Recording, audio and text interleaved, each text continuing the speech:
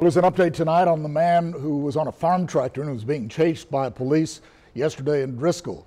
45-year-old Alan Bade had an existing felony warrant for stalking, but as police tried to arrest him yesterday morning, he took off on this tractor, at one point dragging a police officer. The arrest came after about an hour of chasing Bade through this farm field. Bade is now facing charges of aggravated assault of a peace officer and evading arrest.